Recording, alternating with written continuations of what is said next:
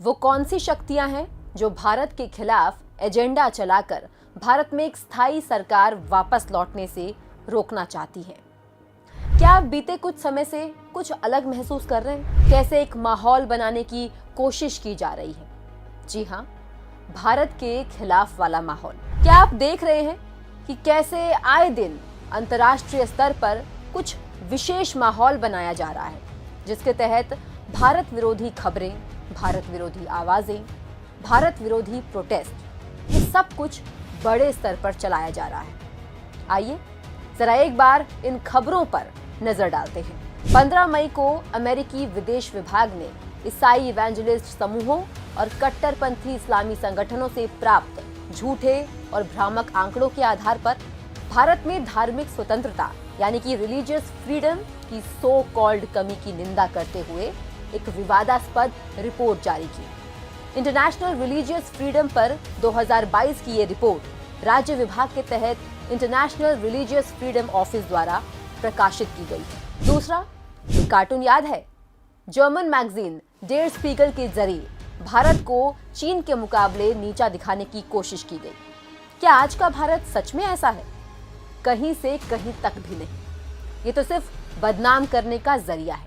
कुछ दिन पहले खबरों में ये बात सामने निकल कर आई थी कि कैसे तुर्की पाकिस्तान में पत्रकारों की एक ऐसी सेना तैयार की गई है जो भारत के खिलाफ अभियान चलाती है। OIC यानी ऑर्गेनाइजेशन ऑफ इस्लामिक कोऑपरेशन ने बिहार, फिर पश्चिम बंगाल, फिर देश भर के अन्य हिस्सों में रामनवमी के जुलूस के दौरान हुई हिंसा पर गहरी चिंता व्यक्त की थी। वॉल स्ट्रीट जर्नल ने मोदी सरकार के खिलाफ पूरे पेज का विरोधी विज्ञापन छापा, मोदीज मैग्निट्स्की 11। कुछ दिनों पहले ऐसे ही एक अमेरिका स्थित NGO ह्यूमन राइट्स वॉच ने वेस्टर्न नेशन से कहा कि वो अपने सप्लाई चेन के लिए केवल चीन पर निर्भर रहे, भारत पर नहीं। अमेरिकी पत्रिका द अटलांटिक ने अपने वैश्विक दर्शकों के सामने भारत के बारे में भय फैलाने का काम करते हुए यह आरोप लगाया कि PM नरेंद्र मोदी के शासन के दौरान भारत की धर्मनिरपेक्ष और समावेशी लोकाचार को क्षति पहुंची है। न्यूयॉर्क टाइम्स ने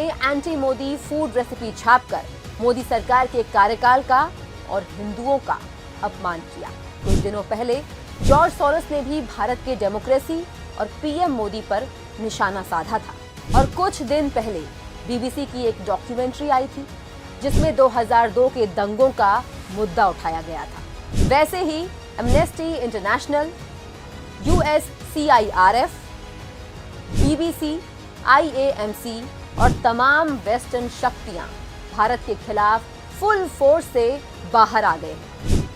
कैसे एक तय पैटर्न के आधार पर विश्व के सामने अंतर्राष्ट्रीय स्तर पर भारत को बदनाम करने को लेकर षड्यंत्र रचे जा रहे हैं। और अब इसमें ट्विटर के पूर्व CEO जैक डॉर्सी भी शामिल हो गए हैं, जो भारत को अपमानित करने में कोई कसर नहीं छोड़ी। इस महीने PM मोदी अमेरिका का दौरा करने वाले थे, लेकिन उससे ठीक पहले राहुल गांधी भी अमेरिका पहुंच गए और देश विरोधी कई बयान दिए। इसी बीच IAMC यानी इंडियन अमेरिकन मुस्लिम काउंसिल ने लेटर लिखकर PM मोदी के विजिट के दौरान जोई बाइडेन द्वारा दिए गए स्टे डिनर इनविटेशन को रद्द करने की मांग की।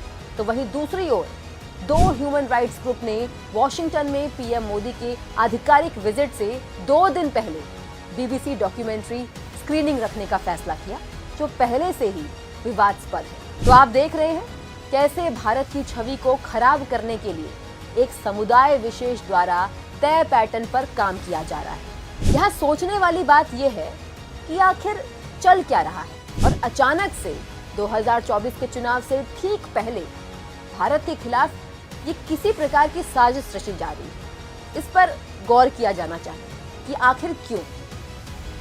जहां एक और भारत की अर्थव्यवस्था टॉप 5 देशों में से एक है, GDP में जहां भारत ने रिकॉर्ड वृद्धि दर्ज की है, जहां पूरी दुनिया भारत के प्रभाव की सराहना कर रही है, ऐसे में इस प्रकार के भ्रम पैदा करने के पीछे आखिर कौन सी शक्तियां काम कर रही हैं? क्या ये भारत के बढ़ते प्रभाव को कम करने की साजिश नहीं लगती? लगता तो कुछ ऐसा ही है। बीते 9 सालों से भारत में एक पूर्ण बहुमत वाली स्थायी सरकार है और एक मजबूत सरकार ही एक मजबूत राष्ट्र की नींव रख सकती है। ऐसे में ये साफ जाहिर होता है कि अंतर्राष्ट्रीय स्तर पर कायम शक्तियां ये नहीं चाहती कि भारत में एक स्थिर सरकार हो। आज मोदी सरकार के नेतृत्व में आगे बढ़ रहे भारत के जज्बे को दुनिया सलाम कर रही है। पीएम मोदी की लोकप्रियता विश्व नेता के रूप में तेजी से बढ़ रही है। तो ये साफ नजर आता है कि कैसे एक तय पैटर्न के जरिए भारत को अंदर ही अंदर तोड़ने की साजिशें चल रही हैं। जैसे जैसे हम 2024 के चुनावों की ओर बढ़ रहे हैं, वैसे वैसे हमले और ये मनगढ़ंत इल्जाम और बढ़ेंगे। भारत विरोधी ताकतें जो भारत पर हमला करना चाहती हैं, जो नहीं चाहती कि भारत में एक स्थिर सरकार हो, जो मोदी का विरोध करती है, वो 2024 के आते आते अपनी गतिविधियों को और बढ़ा देंगी।